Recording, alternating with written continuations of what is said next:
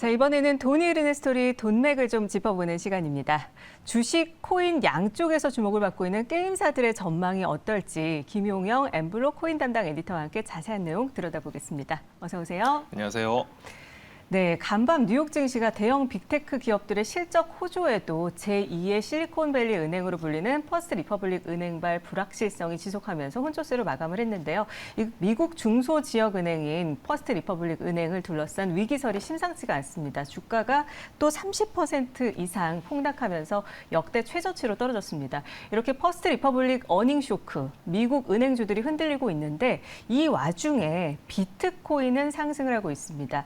미국의 지속되는 은행 위기가 오히려 비트코인 가치를 상승시키는 거라고 볼 수가 있을까요? 네, 간밤에 이제 은행 위기 소식이 또 은행 위기 우려가 부각이 되면서 비트코인 가격이 큰 폭으로 출렁거렸습니다.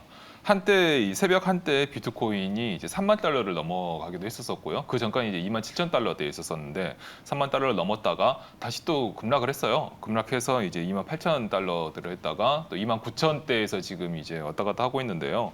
은행 위기설이 부각될 때마다 이제 비트코인이 이제 대안자산이라는 이제 가치가 다시 이제 반사이익을 얻으면서 네. 비트코인의 가격이 오르는 현상은 당분간 이제 이렇게 은행 위기설이 나올 때마다 계속될 것으로 보이고요.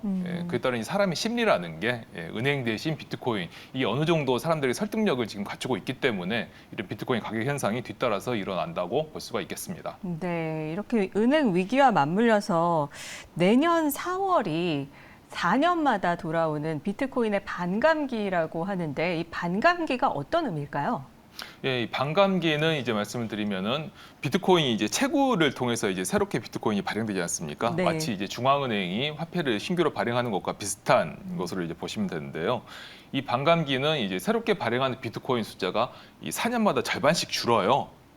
그래서 이전에 이제 2024년이 이제 네 번째 반감기로 아마 이제 예정이 되어 있는데 네. 그 전에 세 번째 반감기에서 이제 비트코인이 신규 발행 1년에 신규 발행되는 양이 절반 줄었다라고 하면 이번에는 또 이제 그 신규 발행되는 양의 절반이 또 줍니다. 그래서 몇 차례 반감기 이후에는 비트코인이 더 이상 신규 발행되지가 않습니다. 예, 그렇기 때문에 이제 남은 비트코인만 가지고 이 비트코인의 거래를 해야 되는 건데 이렇다라고 하면 당연히 이제 이 자산이라는 관점에서 봤었을 때 신규 네. 발행되지 않기 때문에 희소성이 올라가는 거겠죠. 그러면 반감기 대비 비트코인 가격이 더 올라갈 수밖에 없는 걸까요? 그렇죠. 비트코인 자산의 가치가 더 올라가게 하는 요인이라고 보는 것이 과거에도 그랬었고 지금에서도 어느 정도 타당성이 있다고 볼 수가 있겠습니다. 네, 그럼 지금 비트코인을 투자를 하면 내년 4월에 반감기 효과를 누릴 수 있을까요?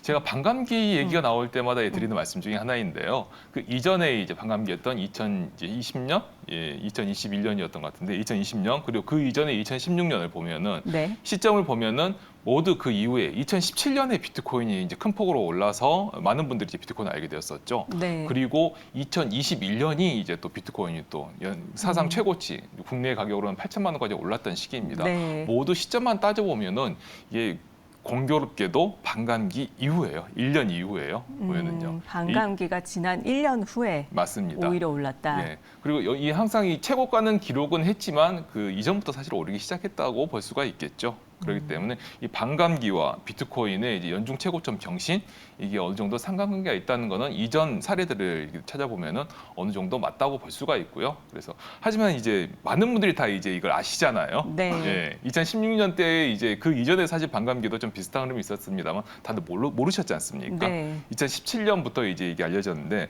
이렇게 많은 사람들이 알게 된 이후의 반감기는 또 다른 변수가 작용할 수가 있어서 그런 것도 좀 감안을 해야 될 것으로 좀 생각이 됩니다. 네, 모두가 바라고 있을 때는 또 움직이지 않는 그런 모습을 보이는군요. 맞습니다. 근데 정말 지금 미국 은행 위기론과 함께 반감기에 대한 비트코인 또 반감기에 대해서 이슈가 되고 있는데 미국 은행 위기론이 계속해서 장기화될까요? 그리고 궁금해지는 건 또 비트코인이 은행의 피난처로 급부상하게 되는 건지 이 상황에서 어떻게 보십니까?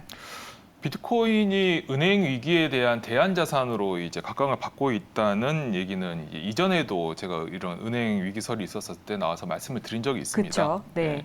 비트코인이 이제 탈중앙화된 거버넌스라고 하죠. 이 운영 방식을 채택하고 있기 때문에 이제 중앙은행과 그다음에 은행이 중앙화된 이 여러 이제 그 큰 규모의 은행들이 이제 그 은행에서 일어날 수 있는 여러 사건들이 비트코인에서는 일어나지 않는다, 가능성이 없다라는 이런 관점 때문에 비트코인이 이제 대안 자산으로서의 가치를 계속 주목받고 있는데요. 네. 네. 하지만 한편으로는 너무도 잘 아시겠지만 현재 비트코인과 이 가상자산을 둘러싼 미국의 규제가 또 심상치 않습니다. 규제가 계속 올해 초부터 규제가 계속 강화되고 있는 움직임인데요. 네. 이건 비트코인의 자산 가치는 오를 수는 있지만 이 자산 가치로 인해서 이제 거래되는 시장의 운신의 폭을 줄일 가능성이 굉장히 높습니다. 네. 그래서 현재 시장의 폭이 굉장히 이제 운신의 폭도 사실 많이 줄어든 상태이고요.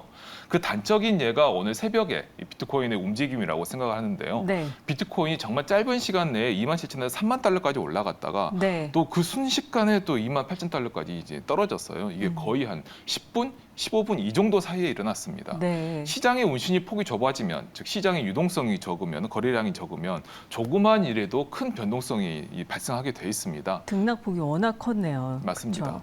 그러다 보니까 이 비트코인에 관심이 있으신 분은 이렇게 변동성이 현재 높다라는 것을 꼭 감안하시고 보셔야 될 것 같습니다. 네, 은행이 그래도 피난처로 그 부상할 수는 있을 것이다라고 보는데 이 은행 위기설은 장기화가 될까요?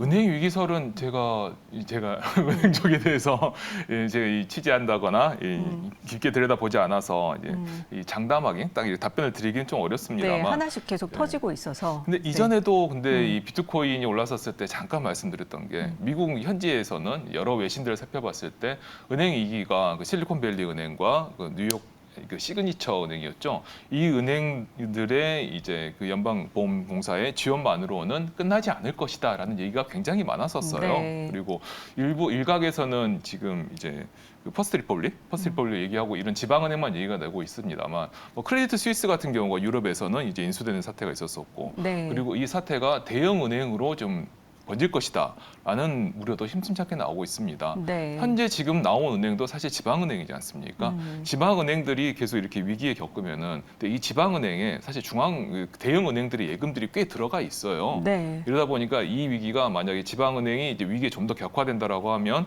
이 큰 대형 은행도 일부 피해를 볼 수밖에 없을 것 같고요. 네. 따라서 이 은행 위기설의 여진이라고 할까요? 계속 충격파는 앞으로도 좀 유심히 좀 보셔야 될 것으로 생각이 됩니다. 네, 그래서 비트코인이 또 주목을 계속 받지 않을까 기대를 해보게 되는데 네. 투자 시장에서 주식과 코인이 좀 분리돼 있는 상황이긴 하지만 이 양쪽 사업을 모두 영위하는 회사가 있습니다. 특히 게임사들이 여기에 속한다고 할 수 있는데요. 최근 코인 강세를 타고 더욱 관심이 높아지고 있습니다. 주로 어떤 회사들이 있는지 소개를 좀 해주시죠. 네, 특히 국내에서는 이제 코인과 주식 시장이 이제 분리가 돼 있긴 하지만 네. 말씀처럼 이렇게 양쪽에 걸쳐져 있는 회사가 특히 우리나라에 좀 이렇게 찾아볼 수가 있는데요. 네네. 가장 대표적인 회사로 이제 위믹스 플랫폼을 운영하고 있는 위메이드를 이제 들 수가 있을 것이고요. 네. 그리고 이제 엑스플라라고 하는 블록체인 플랫폼이 있습니다. 이 엑스플라를 만든 이제 컴투스도 이와 같은 회사로 들 수가 있겠습니다. 특히나 위메이드 같은 경우는 많은 주식 투자자분들께서 아마 애증의 대상으로 보고 있으실 가능성이 좀 높습니다. 네. 왜냐하면은 위메이드가 이제 위믹스 플랫폼에서 이제 발행하는 코인이 위믹스의 가격이 매우 이제 큰 폭으로 오르면서 위메이드의 주가까지도 사실 견인했던 시기가 있었거든요. 네네네. 2021년쯤으로 제가 기억을 하고 있는데, 네. 그래서 그때 당시 위메이드의 주가 상승이 정말 어마어마했어서 투자자분들이 이제 많이 투자를 하셨다가 이 위믹스가 근데 그 이후에 좀 여러 파고를 겪으면서 위메이드 주가도 같이 하락했었던 경우가 있었죠. 네. 특히 이렇게 국내 게임사들이 이 블록체인과 코인 쪽에도 관심을 보이는 큰 이유는 이 게임이 특히나 이제 국내외를 모두 아울러서 블록체인과 결합했었을 때 시너지가 높은 분야로 꼽히고 있고요. 또 그 시너지로 인해서 큰 성과를 거둔 사례도 있었기 때문으로 이제 분석이 되고 있습니다. 그렇군요. 사실 위메이드는 최근에 이 사우디아라비아 투자부와 MOU를 체결하기도 했잖아요. 그것도 블록체인과 관계가 있다고 볼 수가 있을까요? 네, 최근에 이제 코인 시장을 보면은 미국에서 규제가 좀 강해지다 보니까 이제 전 세계적으로 다른 쪽에서 좀 돌파구를 찾고자 하는 움직임이 좀 있습니다. 네. 그 중에 이제 최근 가장 움직임이 활발한 곳은 이제 홍콩을 들 수가 있고요. 그리고 두 번째로는 또 이제 두바이가 이제 꼽히기도 합니다. 네. 모두 홍콩과 두바이 모두 가상자산 사업자라고 하는 전 세계에서 우리나라가 선도적으로 이제 만든 이제 라이선스인데요. 네. 바스프라고 이제 할 수가 있죠. 가상자산 사업자를 해서 이제 암호화폐 거래소들이 이제 이걸 따야 해야만 이제 개인 투자자들에게 거래를 할 수 있는 그런 면허와 같은 건데요. 이 홍콩도 그렇고 두바이도 그렇고 이 가상자산 사업자 제도를 이제 시행하려고 준비 중이거나 또는 시행하고 있습니다. 특히 이 중동에서 이제 두바이에서 이런 움직임이 있고 이렇게 되면은 이제 두바이 쪽에 이 코인이라든지 블록체인 시장이 좀 더 커질 수가 있죠. 그래서 위메이드가 이 활동을 지원하고 이 현지 기업들과의 새로운 사업 기회를 만들기 위해서 이런 제휴를 체결했다고 볼 수가 있는데요.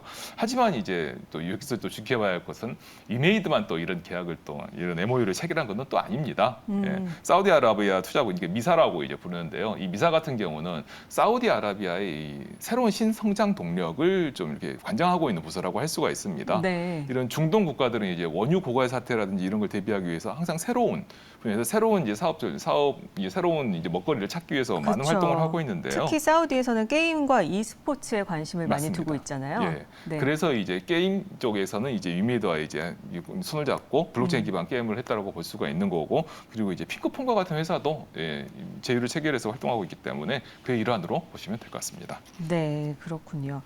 그렇다면 다른 게임사들은 현재 어떤 활동을 벌이고 있는지도 궁금한데 소개를 좀 해주시죠. 네, 사실 이제 가장 활발한 활동을 보이는 게 이제 말씀하셨던 예, 사우디아라비아 투자부와의 MOU를 체결한 위메이드를 이제 들 수도 있긴 합니다만, 네. 컴투스도 이제 엑스플라라는 블록체인 메인넷을 이용해서 다양한 이제 사업을 이제 펼치고 있습니다. 이 엑스플라 블록체인을 활용한 메타버스를 현재 이제 개발하려고 진행을 하고 있고요. 네. 이 메타버스 이제 컴투버스라고 하는 이름으로 하나씩 지금 활용 사례를 내놓을 계획을 지금 진행을 하고 있습니다. 특히 여기에는 이제 컴투스 같은 경우는 최근에는 이제 드라마와 같은 이런 미디어 쪽에도 굉장히 미디어 콘텐츠에도 굉장히 많은 투자와 성과를 거두고 있는데요. 특히 이제 그 모 종편에서 방송되었던 이제 재벌집 막내 아들 네. 이 드라마의 IP를 활용한 NFT를 최근 내놓기도 했었어요. 지금도 현재 이제 이거를 이제 그 드라마 팬들에게 무료로 좀 제공하고 있는 상황입니다. 네. 컴퓨터는 이렇고, 하지만 또 이제 국내에서 이 게임사 중에 탑3 이제 그 3N으로 불리죠. 3N으로 불리는 회사 중에서 이제 넥슨도 이제 메이플 스토리의 게임을 이제 블록체인화하는 거를 현재 추진하고 있습니다. 메이플 네. 스토리 같은 경우는 넥슨의 이제 대표적인 게임 중에 하나죠. 굉장히 오래된 게임인데 이 게임을 이제 블록체인화함으로써 이 오래된 게임에 새로운 활력을 불어넣는 방안을 추진하고 있고요. 그 외에 넷마블, 네오이즈와 같은 회사들도 각각 이제 넷마블 같은 경우는 마블X, 네오이즈는 인텔라엑스라고 불리는 블록체인 게임 플랫폼을 내놓고 이제 사업을 시동을 걸고 있습니다. 네, 문제는 사실 게임사들의 현재 주가가 그렇게 좋지가 못한 상황인데 블록체인 사업이 도움이 될까요? 네, 이 부분은 사실 이제 주목해서 보셔야 될 것 같아요. 특히 게임사, 이 상장 게임사에 이제 투자를 하신 투자자분들에게는 이 부분이 네. 사실 주목할 포인트일 건데, 그렇죠. 이 게임사들은 이제 주력 사업은 사실 게임이지 않습니까? 네. 게임은 어찌 보면 서비스 사업입니다. 많은 사람들에게 서비스를 내고 그 서비스의 품질을 높임으로써 많은 이 수익을 거두는 방식인데, 근데 블록체인은 지금 아까 말씀드린 위믹스라든지 엑스플로라든지 보면은 대부분 플랫폼 사업이에요. 네. 그래서 게임은 서비스이지만 블록체인은 플랫폼이기 때문에 오히려 네이버와 카카오와 같은 그와 비슷한 성격을 가진 사업으로 좀 보실 수가 있겠습니다. 따라서 약간 성격이 다릅니다. 그래서 플랫폼 사업 같은 경우는 이제 이 한 플랫폼에 여러 이제 사업자들이 모여가지고 시너지를 내야 하는 게 이제 플랫폼의 이제 핵심 이제 가치이고 네. 그게 이제 수익물들이지 않습니까? 그래서 이 한 플랫폼에 모여서 시너지를 내려면 아무래도 시간이 필요합니다. 따라서 이 서비스 중심인 게임사가 한 게임의 품질을 높이는, 완성도를 높이는 이런 접근 방식에서 좀 품질보다는 여러 이제 플레이어들이 플랫폼에 모여서 다양하게 서로 간의 시너지를 주고받는 이런 활동을 잘 권장하고 지원하는 방식으로 전환을 해야 되는데, 네. 이걸 어떻게 잘 전환하느냐가 사실 지켜볼 키포인트라고 할 수가 있겠습니다. 네, 그렇군요. 플랫폼도 좋지만 사실 게임사들은 역시 히트 게임이 나와야 실적에 도움이 되지 않을까 싶은데 나이트크로우 출격을 했죠. 맞습니다. 네. 예, 나이트크로우가 이제 오늘부터 이제 시작되고 있는데요.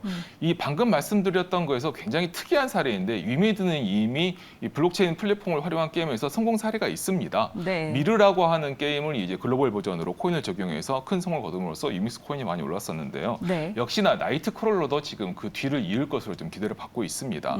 하지만 그 전제 조건이 미르처럼 전 세계적인 인지도를 가지고 전 세계적인 사용자를 확보해야 된다는 거죠. 그만큼 좋은 게임이 나와야 된다는 것이기 때문에 네. 그래서 지금 나이트 이 크롤러의 이 흥행 여부가 사실 위메이드에게 상당히 중요하다고 이제 할 수가 있겠습니다. 네, 그렇군요. 그렇다면 이 게임사의 블록체인 사업 추진 시에 주의할 점이 있다면 어떤 게 있을까요? 이 플랫폼과 서비스 쪽에서 말씀드렸습니다만, 하지만 이제 플랫폼에서도 이제 코인이 있기 때문에 이 코인 시장과도 이제 또 연관시켜서 보셔야 됩니다.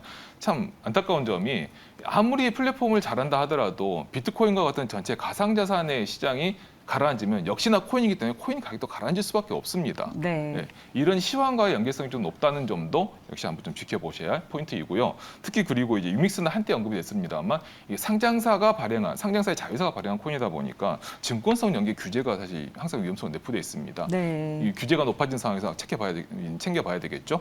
이것도 주의점이라고 할 수가 있겠습니다. 네, 오늘의 돈이 흐르는 스토리에서는요, 주식, 코인 양쪽에서 주목을 받고 있는 게임사들의 전망에 대해서 김용영 엠블록 코인 담당 에디터와 함께 자세히 알아봤습니다. 오늘 말씀 고맙습니다. 감사합니다.